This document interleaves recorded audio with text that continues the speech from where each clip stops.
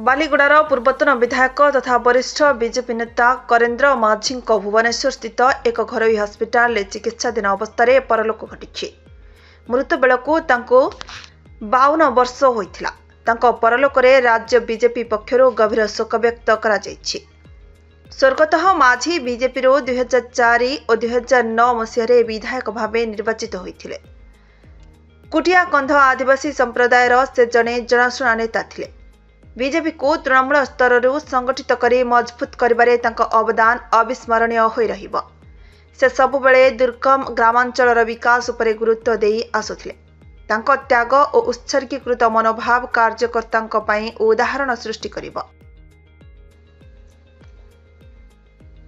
तांको वियोगरे राज्य तथा बीजेपी परिवार पई अपूरणीय क्षति होइछि बोली मान्यवर राज्य सभापति श्री मनमोहन सामल कहिसेंति।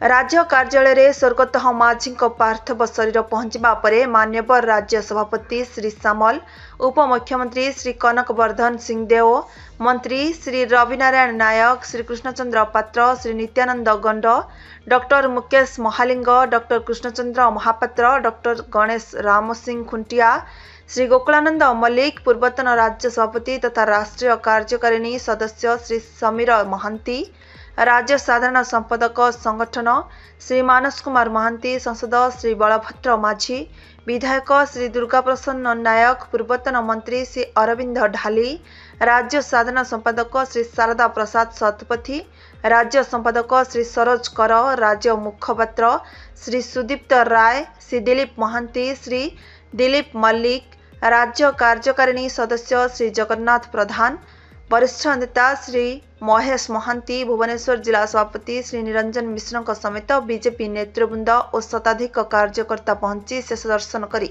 श्रद्धांजलि अर्पण करिसेंति।